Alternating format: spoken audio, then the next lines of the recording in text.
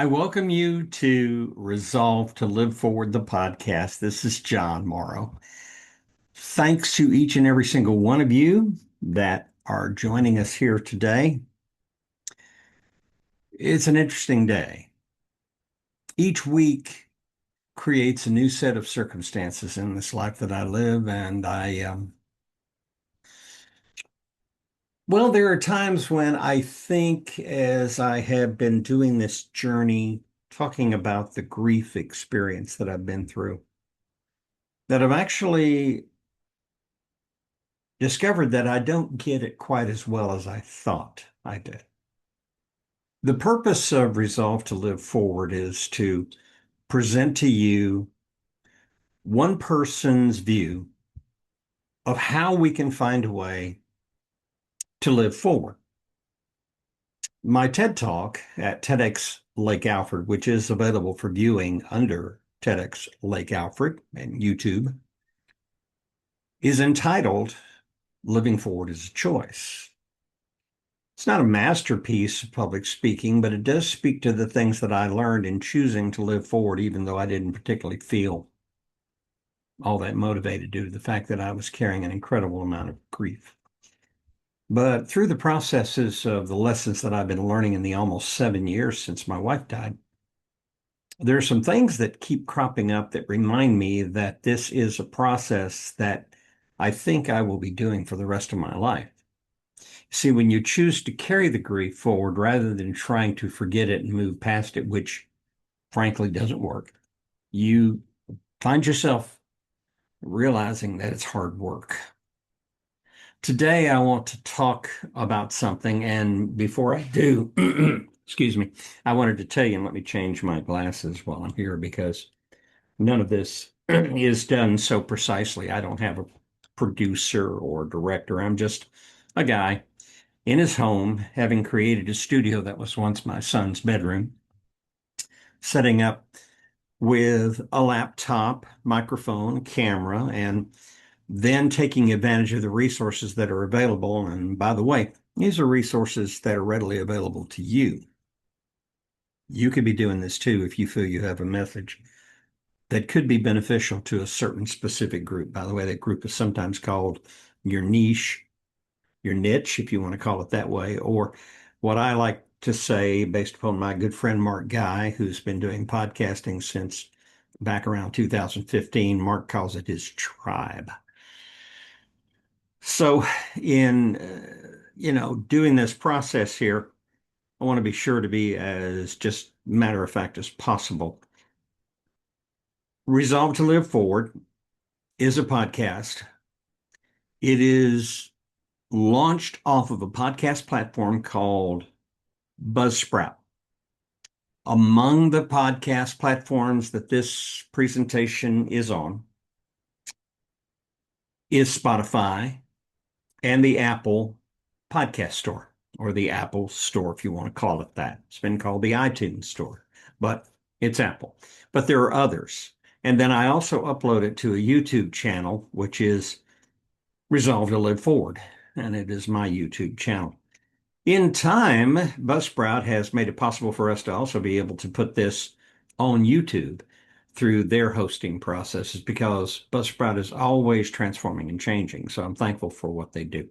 I will also tell you that my Gmail is johnmorrowcoaching@gmail.com. And the coaching that I do is about stuff like this, but also because I am a communicator and I work, not so much work, but I have been actively involved for 30 plus years with Toastmasters International, which is a communications and leadership education organization. I do enjoy coaching people to help them discover their voice, find the voice, put the voice to work, and remember that a great communicator can become a great leader as well. Now we move into what I would call session number 4. You can call it episode number 4. It's a series of episodes, and I'll be doing these over a period of probably over 6 months. I'm now doing episode 4, so obviously I'm coming down to the end of the month of April. Here's a question for you. Have you ever felt exhausted without really knowing why? Would you believe it if I told you there's a hidden fatigue embedded deep in grief that could explain why you feel so tired all the time, even though you're not physically doing anything that would exhaust you? This is a kind of fatigue that you feel it physically, but you feel it more mentally, emotionally, and for a person like me, I also feel sometimes spiritually drained. Here's the strange part. I really did not do anything to take credit for that exhaustion. Earlier this week, I finally got outside, started up my lawnmower, cut my grass, and I said, man, it sure feels good to have actually finally got the lawn looking halfway decent. And I was so pleased with accomplishing that task that I took on a second task as well. It wasn't nearly as physically demanding as the lawnmower and pushing it across the property, but it allowed me to be able to say at the end of those two projects, job well done. And oh yeah, and although yes, I was tired, I felt good. There is that sense of well-being that you get. I think they call it endorphins. It's where you put in the effort, you've made the work is good, it's satisfying, you're happy it's over with, you can breathe a sigh of relief. It's a different kind of fatigue than that. If you've experienced loss, as I've discovered, you may find this the most confusing part of your journey. Now, there were days after my loss when I just didn't want to get out of bed. As a matter of fact, getting out of bed was actually a major contribution. It was a major accomplishment in life. I mean, stop and think about it. Low energy, a lack of focus, simple tasks feeling very, very heavy. The disconnect between the effort and the actual output. And I wasn't being lazy, but it felt like I was moving through life with nothing behind me that gave me any energy whatsoever. And what made it worse was not understanding why it seems I felt this way, at least not at first. This is the situation that has to do with why the journey of grief is such hard work. And this is where I want to give you some insights that I have learned. Grief is work. Grief is work even when you're doing absolutely nothing, physically, mentally, whatever, because your mind is always constantly processing the experience of the loss. The loss is always with you. Your emotions do this cycling thing. Watch a washing machine. It has cycles. And even if you're quiet and sitting still, the emotions are cycling and they're also doing something else. They're sucking the energy out of you, a lot of it. It's hard to explain. There are mornings when you don't really want to get out of bed because, for one thing, you don't have anything that motivates you. And that brings me to the next insight, and I wrote it down here on a piece of paper, so I want to see if I can find it here for just a second. There it is. Yeah, here it is. Think about this for just a second. Grief is always working.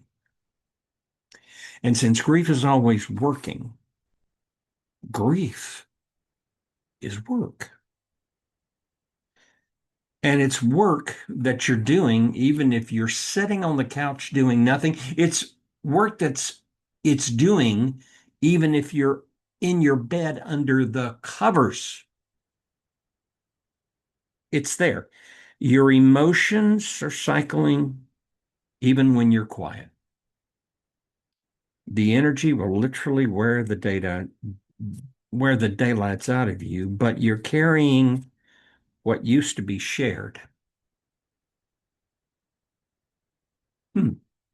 Yeah, you shared it with the person that mattered in your life. For me, life was about two people, myself and my wife.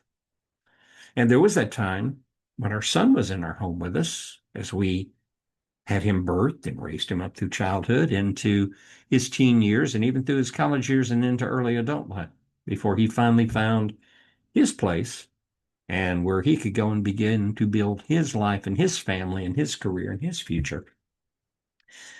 But Donna was always there with me. This coming June 2nd of this year, 2026, it'd be 7 years. Now, somebody would say, John, 7 years, get over it.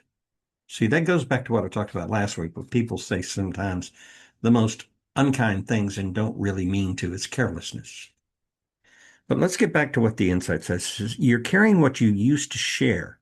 You're carrying what you used to share with somebody else. And that somebody else was what you were involved in with the conversations, the daily life, the things that you shared together. And now it's yours alone to share. And that's not just an emotional weight, my friends. That's a life weight. And it's so much heavier. And what comes with it? Fatigue, and emotional, mental fatigue. It can make you question yourself. Questions start popping in. You start to wonder, why can't I focus? Why am I so tired? Why do I have no motivation? Why do I just simply keep putting off what I know I need to do? What's wrong with me?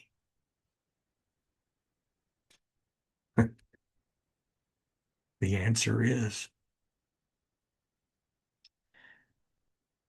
nothing's wrong with you. But here's where you need to be careful. Fatigue can quietly turn into disconnection. See, when we're always tired emotionally, it's easy to withdraw and we stop engaging life. And it's interesting too, because it's like baby steps. It doesn't happen instantly all at once in one big bundle. You just slowly begin to stop engaging, you stop trying, and worst of all, you stop showing up. You just say, I'm over it. I've had it. Well, it would be foolish for me to talk to you about those types of feelings without giving you something in the way of a takeaway, a step, a couple of steps maybe to help you. First of all, let's talk about how we need to learn to adjust our expectations. You are not operating at full capacity right now, and you may reach a point where you don't even know what full capacity is, but that's okay. But you need to stop measuring yourself against who you used to be and realize you're not the same person. When people see you now, they don't see you as a couple, as a pair, as a team. That connection is gone. It's you're solo. And people misunderstand that. And a lot of people are just simply uncomfortable with it. As I said last night, they don't know what to say or what to do. But here's what you have to do. You have to focus on energy and not just time. You've heard the phrase time heals all wounds. And as I said, that's a lie.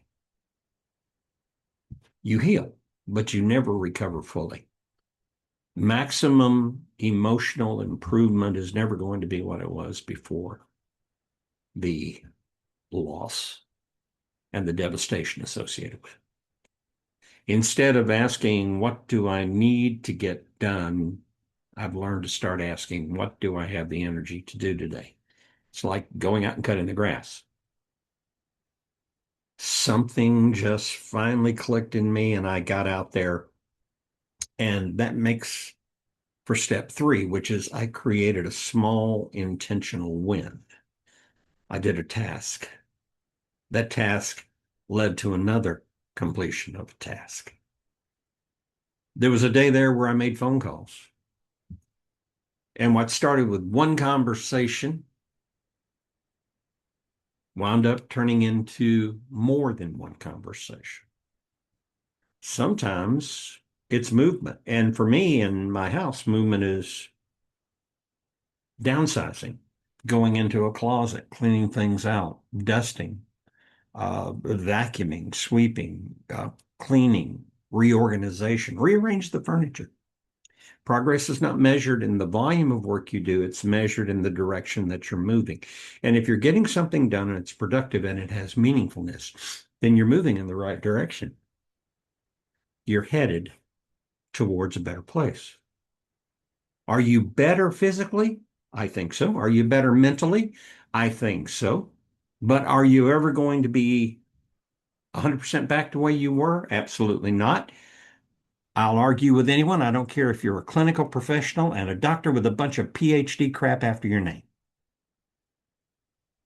Until you walk that lonely road of devastation and pain. I don't care what you think. You don't have a clue. And so remember this. Rest is not weakness. And you need to rest. But try to push aside the guilt, because there are people that'll make you feel guilty and say, get yourself together. Hey, thank you very, very much for telling me to get my act together. But resting is not weakness. Let me tell you what it is. It's part of the recovery process. That's right, the recovery process. I am recovering from, as best as possible, healing to the fullest possible extent, while at the same time grounded, reassured, measured, and completing things one task, one conversation, one step at a time. Let me ask you a question for those of you that are walking the road of grief. And remember, I've told you that grieving is not just about death. Your grief picture may be a very, very different one, but it's equally as painful, equally as devastating, and is damaging, and you are damaged, and that damage will leave a scar, and it's a scar that you'll have to carry for the rest of your life. And how you move forward is how you determine if you can get back enough of your quality of life in all aspects to be able to be a useful, functioning person, not just to the people that need you, but to the people you will come in contact with who may need you to be a presence in their life when they go through their journey of grief. So if you're feeling tired and you're feeling really weary mentally, everything about it, you feel exhausted, and it's more than you think you should be, please pause for a moment and realize there's a reason for that. I finally realized that I'm carrying something that's very, very heavy, which means I have to be patient with myself. You be patient with yourself as well, because you're doing more than you realize. Even on the days when it feels like we're doing absolutely nothing at all, we are doing something, because the mind is working to try to find a way to be able to be a useful, functioning, supportive, beneficial, vibrant human being in the community of people that we know, within our own family, within our jobs, here on this podcast, in the speeches that I give to the people out there in the professional world that I am involved in. But the thing is, we're doing something. And most importantly of all, there's a question that you need to ask yourself. Where have you been pushing yourself instead of giving yourself permission to simply heal? Let me ask that again. Where have you been pushing yourself? Where have you been letting some people push you instead of giving yourself permission to heal, to recover, to get your strength back, to get some semblance of direction back? Fatigue is very invisible. People will feel it and they won't know how in the world to deal with it. But what's even more interesting is that people in the real world will misunderstand us because of it. People will misunderstand us.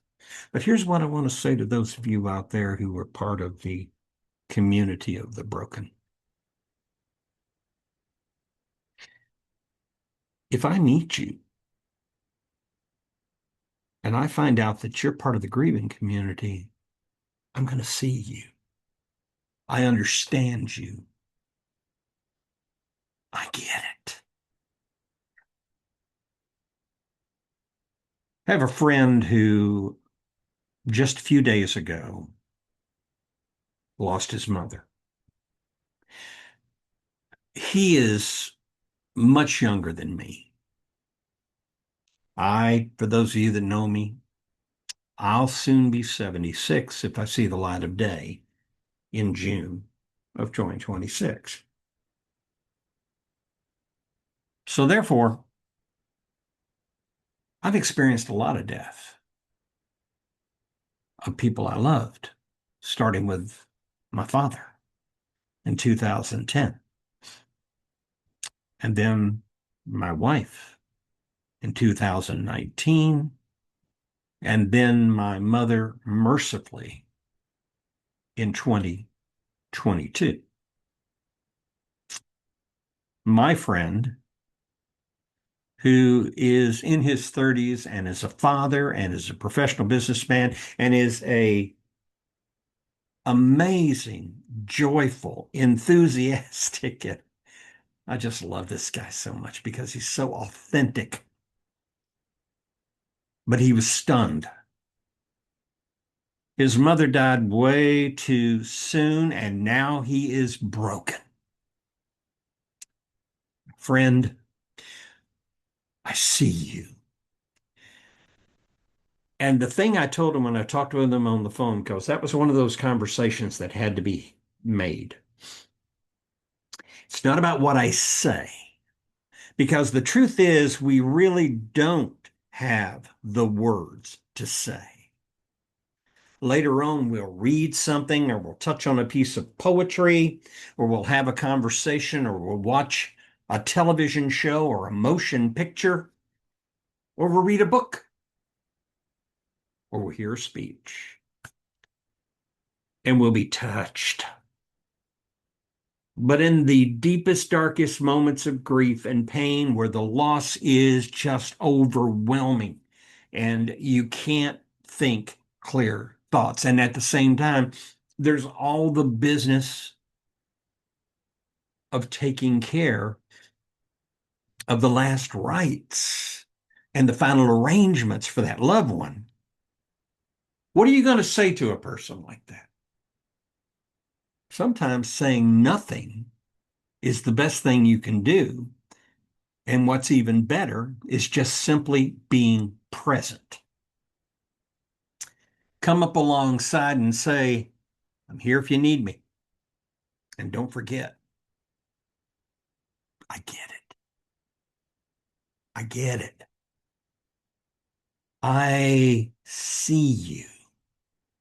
I have a sense in my feelings and in my heart of what you're struggling with. I don't have answers. I only have myself ready to stand and support in whatever way, form, shape, and fashion you need. And if that means nothing more than just sitting quietly and being there and being immediate, that's enough.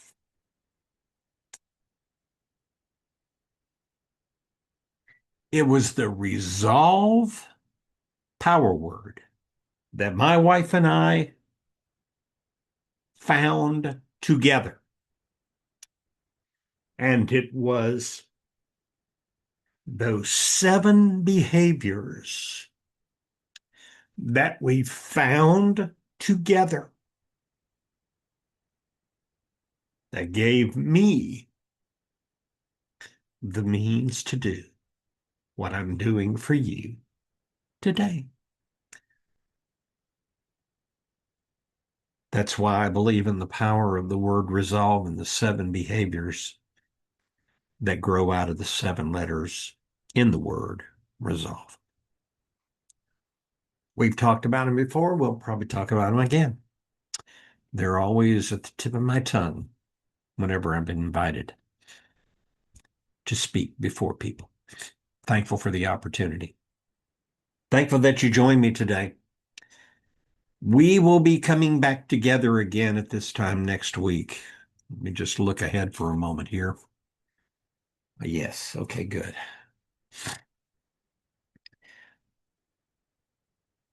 Our next episode, episode number 5, we have another area that we'll touch on. I will talk about that in a week from now. Thank you for watching. Thank you for listening. Thank you for hearing. Thank you for taking it into context. Thank you for the download. I appreciate those of you that are tapping into this. I would ask you to tell other people about it. If it's a like and share situation, I would ask you to do it. I've got a Facebook page for John Morrow. John Morrow. I also have a Facebook business page. Um, Resolve to Live Forward, John Morrow. DTM, by the way, which is Distinguished Toastmaster. That's just a very, very important accomplishment in my life that I'm very proud of. And in addition to that, of course, my YouTube channel, which is Resolve to Live Forward. This video will be on that. I made a video as well as this podcast, which you're hearing audio. And of course, the audio portion on Spotify, the Apple Store, and other podcast platforms. And my Gmail address is johnmorrowcoaching@gmail.com. That's johnmorrowcoaching@gmail.com. So you've been watching and listening to, you've been listening and perhaps maybe watching all those things and more. Resolve to Live Forward, the podcast. I'm John Morrow. Yes, it's a monologue right now, but with each and every step forward, I hope as time goes on and as people begin to connect with this and follow it and send feedback to me as well, because I do appreciate the feedback. I'd ask you to be kind, because I'm not asking for pity. I'm asking you for understanding, but more importantly, I'm asking for those of you, if you are broken and have suffered in a terrible way, no matter what it is, whether it's death or something else that's left you broken and grieving, or you know of people who are like that that you can share it with, pass the word along. But what I hope is that over time, we become a community, and in that community, we bring other people into the conversation. I've learned something about podcasting here, and I'm in my 3rd year of actually doing this podcast. You just consistently keep doing the same things. You learn, you get better, you know more, you relate, you have better material, and you get feedback periodically. And that feedback can either be applied, or that feedback may have to be ignored because it really doesn't go to the salient point. But the truth is, the right people show up at the right time. And this is what I hope will happen as I continue to do this. But thank you for joining me. I hope to see you again at this time next week. I'm John Morrow. All I will say as we wrap up today is that if you can do nothing else, if you resolve to live forward, it's going to make a big, big difference in your life. Bye for now.